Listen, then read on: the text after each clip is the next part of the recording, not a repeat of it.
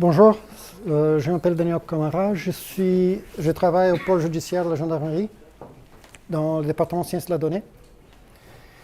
Le pôle judiciaire de la gendarmerie, il est à Pontoise. Il y a deux grosses institutions qui sont les services centraux de renseignement criminel, où il y a toute la partie d'intelligence criminelle, de compréhension de la criminalité, et l'Institut de recherche criminelle qui sont les experts qui font les analyses forensiques. Donc s'il y a une voiture qui a eu un accident, ça va être évalué là-bas, les armes, ce type de choses. Moi je travaille de ce côté-là, qui est les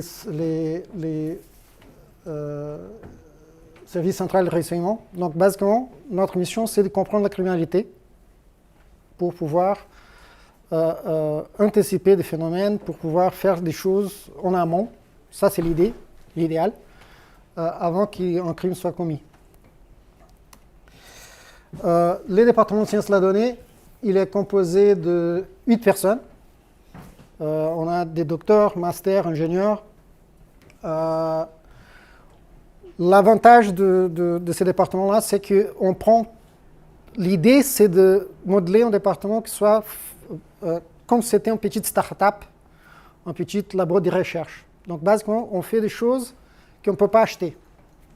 Et l'avantage, c'est que qu'est-ce qu'on veut, c'est avoir le contrôle de toute la chaîne.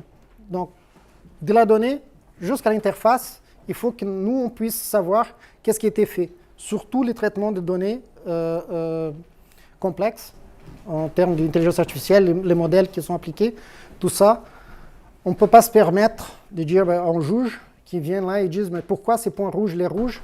Ah, IBM m'a dit, ça c'est moins cool, quoi. Ça peut faire tomber à l'eau une enquête.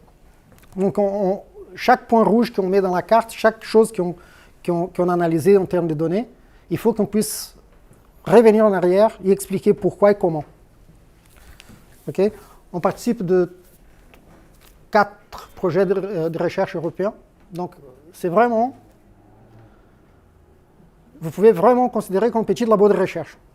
Okay? Donc, un de ces projets-là, qui s'appelle CopKit, la gendarmerie, elle a proposé la création d'un test-bed. Un des gros problèmes pour des projets de recherche, et les gens qui travaillent avec SI sont de data scientists, ce type de choses. Donc, vous savez comment c'est difficile de créer une nouvelle méthode en analyse sans avoir accès aux données. Je ne sais pas si ça est déjà arrivé avec vous, mais c'est extrêmement compliqué de faire quelque chose sans avoir accès aux vraies données, à les vraies ressources. Donc, pour les chercheurs, c'est la même chose. Le problème, c'est que les données que nous, on a, on ne peut pas partager. C'est même qu'on ne veut pas, c'est illégal. On ne peut pas donner ces données, on ne peut pas montrer ces données.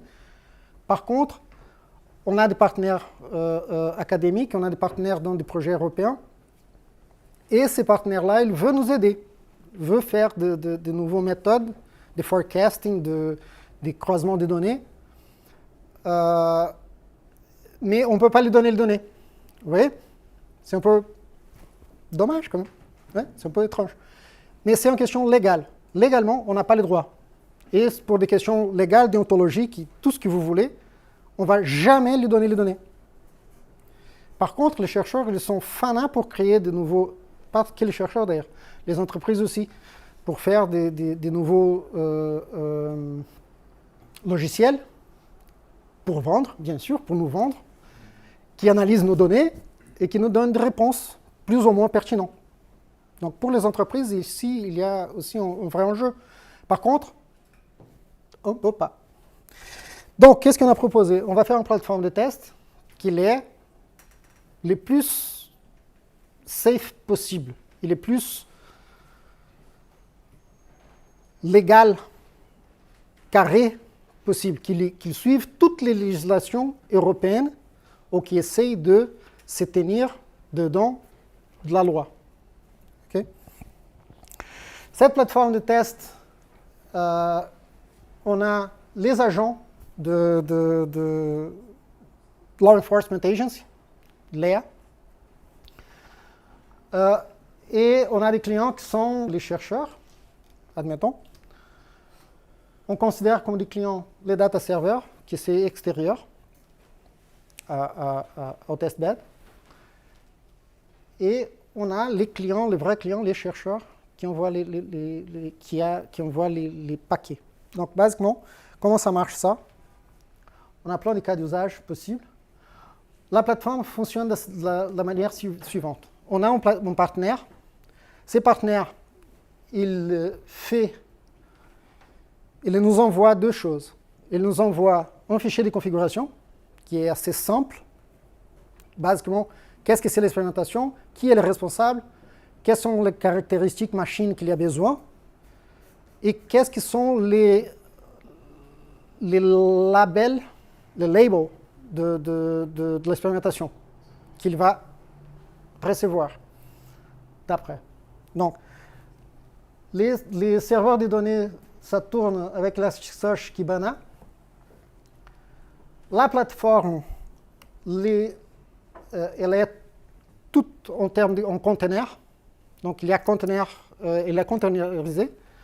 La DMZ, qui c'est la Demilitarized Zone, elle est aussi en container. Tous les réseaux sont générés automatiquement et aléatoirement. Donc, quand les gars ils rentrent pour l'expérimentation, il ne sait pas qu'est-ce que c'est le réseau qu'il va tourner, l'adresse IP, il ne sait rien. On lui donne ça à la volée et on lui génère à chaque fois un nouveau numéro. Donc, pourquoi ça? Toute la communication est dedans de la plateforme. Donc là, ça, vous pouvez considérer que tout ça, c'est une machine. Okay? Ces carrés bleus-là, il y a une vraie machine. C'est une vraie machine réelle. Dedans de cette machine réelle, on a la DMZ, les data servers, chacun des expérimentations qui sont des conteneurs Docker.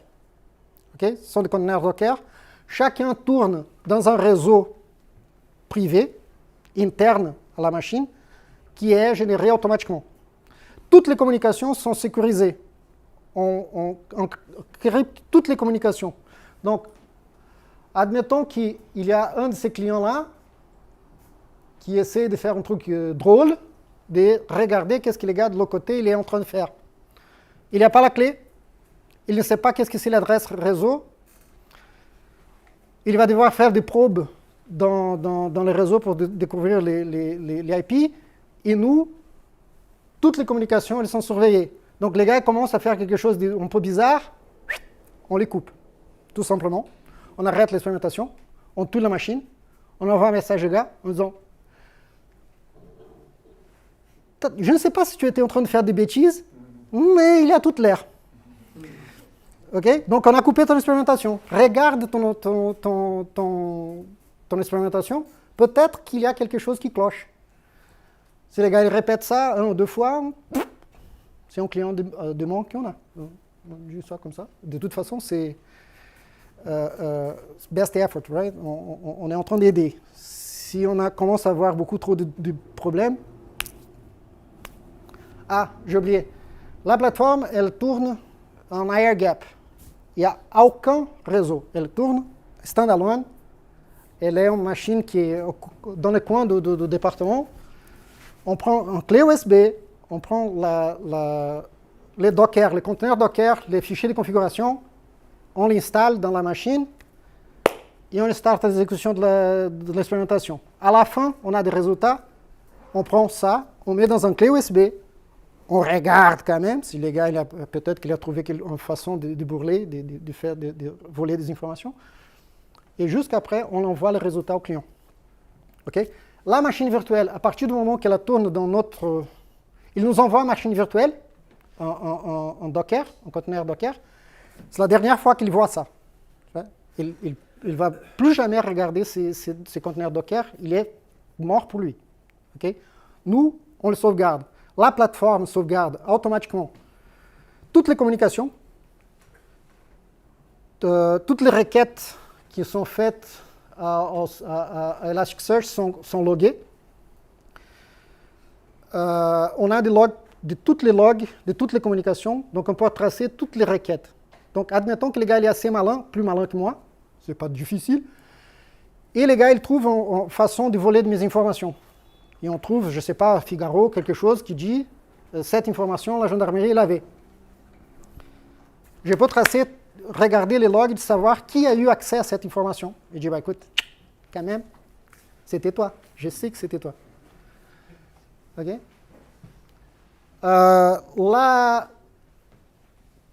L'ADMZ, les testbeds et chacun des machines d'expérimentation, elles ont des serveurs REST faits en Flask. La visualisation, elle est faite en Django. Et bien sûr, toute la plateforme, vous vous en doutez, la plateforme, elle a été faite tout en Python. OK?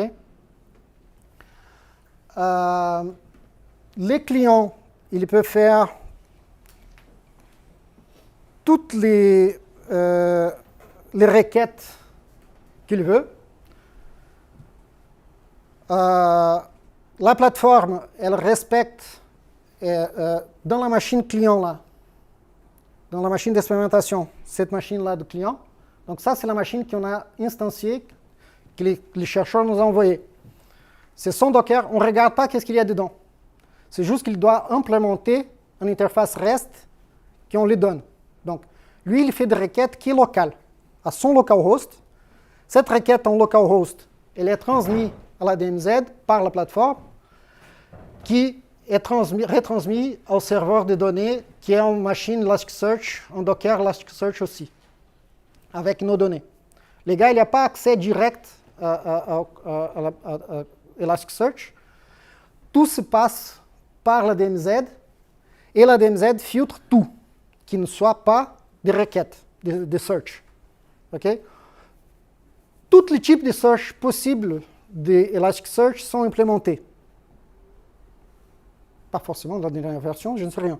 Mais juste la version 7. OK? Donc, tout ce qu'il peut faire en Elasticsearch en termes de search, il peut demander à son localhost là. S'il essaie de faire un delete, un update, ce type de choses, la plateforme les filtre. Il ne peut pas changer la base de données. Il peut faire une base de données chez lui, donc il peut copier toutes les données qu'il veut chez lui, dans sa machine virtuelle, exécuter de la façon qu'il veut, mais il ne peut pas faire de delete dans la base de données réelle, ni update, ni rien. Okay? La plateforme les filtre. Donc, qu'est-ce que c'est notre problème principal? De notre côté, c'est le vol des données. On ne veut pas que des données soient, ça parte dans la nature, pour des questions déontologiques, pour des questions légales, pour toutes les questions que vous voulez. Donc, tout le trafic est encrypté. Toutes les expérimentations, chaque nouvelle expérimentation, elle tourne dans un réseau privé encrypté. Toutes les fonctions de consultation de Elasticsearch sont prises en compte. Et l'export des données, elle se fait juste via notre API. Et les labels de chacun des requêtes, elle est dans de chacun des exports de données, il est dans le fichier de configuration initiale. Donc, avant de commencer, les gars doivent me dire qu'est-ce que sont les données qu'il veut enlever de la plateforme, retirer de la plateforme. On filtre tout ce qui est string, tout ce qu'on trouve louche, l'API les filtre. OK? Donc, par exemple, on va additionner une expérimentation. Via l'interface graphique, il envoie une requête au serveur REST de la machine réelle en disant, je veux créer cette expérimentation, c'est ces fichiers de configuration, c'est ces dockers-là. La plateforme prend en compte ça. Là, c'est un exemple d'un fichier de configuration tout simple. Okay? Ça, c'est nos fichiers de configuration des tests. Donc, il y a les labels que je veux retirer, des informations que je veux retirer là. C'est par exemple test 1, test 2. Dans ces cas-là, ça va être label 1, label 2, label 3. Donc, je nomme mes tests avant et le résultat, ça va être soit en booléen, soit en float. Okay? Je ne permets pas que les gars envoient des strings, ça se retrouve facile quand même. Okay? Donc on crée une nouvelle expérimentation, tous les paramètres sont sauvegardés, le réseau il est créé à la volée, tous les fichiers de log sont mis en place et tout de la machine pendant l'exécution est logué. Quantité de processeurs qui était utilisé, mémoire, accès au réseau, accès au disque, toutes les informations que je peux avoir sans rentrer dedans de la machine, je les retire et je sauvegarde. Donc ça, malheureusement, j'ai fait le mea culpa, j'aurais dû faire un démo pour vous de la plateforme en train de tourner, mais j'ai pris en retard et je n'ai pas réussi à faire marcher dans Windows. Oui. Ça arrive. Je ne suis pas contre Windows. Honnêtement, je suis agnostique des systèmes d'exploitation, mais la plateforme, elle a été faite en Linux, donc elle était tout conçue pour Linux. Et malheureusement, je pensais que ça n'a pas marché. Okay, donc ça, c'est les dashboards de l'application, de la plateforme de test. Donc, ça, c'était fait pour être installé à n'importe lequel force de l'ordre européenne. Okay? Donc, la plateforme, maintenant, elle est en test chez nous. Elle est stable. Jusqu'à maintenant, il n'y a pas vraiment eu on n'a pas vraiment eu de gros soucis. Et elle va rester encore 1 ou 2 mois en test chez nous, avec des partenaires du projet européen qui nous envoient des expérimentations. À partir du moment qu'on est certain qu'on n'est pas en train de faire des bêtises et que tout marche plus ou moins bien, la plateforme elle va être exportée à d'autres partenaires, à d'autres forces de l'ordre européennes pour que les chercheurs puissent avoir plus de données différentes, plus de possibilités de recherche différentes, avec des langues différentes, avec des types de données différents, tout ça. Donc là, on a dans ces côtés-là la CPU, l'usage de la CPU de la machine virtuelle. On a les statistiques de la machine réelle, de la machine virtuelle, pour que les forces de l'ordre, les agents de force de l'ordre, ils puissent regarder et dire, bah, écoute, cette expérimentation est en train de tuer ma machine, j'arrête l'expérimentation parce que je ne peux pas. Ou, ma machine elle est bien, tranquille, je peux lancer une nouvelle expérimentation. Donc on a des statistiques de la machine réelle et de chacun des machines virtuelles qui sont en train de tourner à ces moments. Donc là, utilisation de mémoire, utilisation de réseau, accès à des données, read-write du disque.